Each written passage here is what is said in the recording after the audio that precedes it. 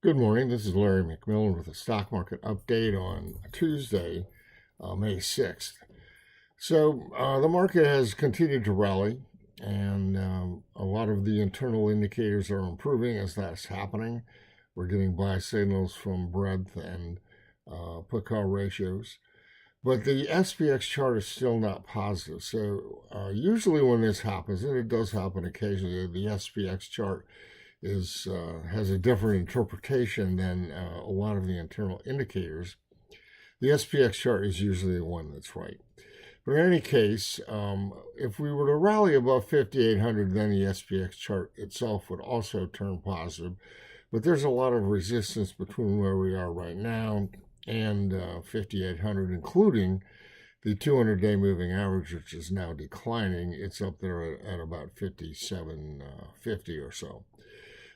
Meanwhile, below the market, there's decent support at several levels, all the way back down to the April low. It's not like the market, if it returned to a bearish state, would suddenly go into free fall. But if it does turn south again from a level that's less than 5,800, then we would still have the pattern of lower highs and lower lows, and that's bearish. So the SPX chart is still, modestly bearish.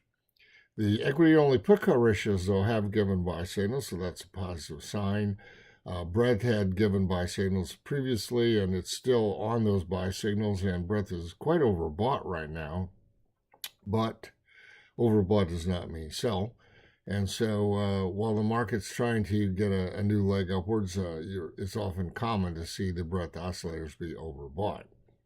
As far as new highs versus new lows, that indicator is completely neutral right now. It's on the sidelines. VIX has continued to decline, and so the VIX spike peak buy signal of a couple of weeks ago is still in effect, but somewhat surprisingly, so is the trend of VIX sell signal. Those are two separate things. The buy signal will expire this Thursday, which is May 8th. So that could have some bearing on things as well. Finally, the construct of volatility derivatives has still not turned bullish, and that's a bit of a concern.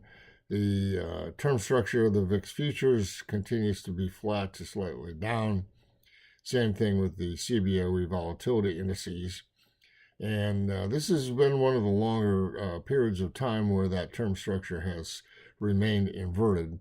The other times were the financial crisis in 2008 and the pandemic crisis in 2020. So overall, though, I'd say our internal indicators are generally positive, and the problem is that the SPX chart is running into resistance here.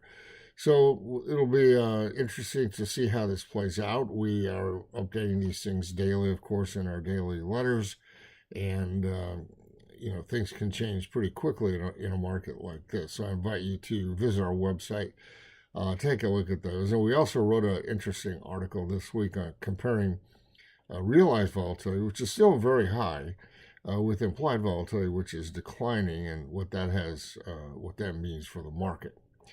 Meanwhile, have a great week trading.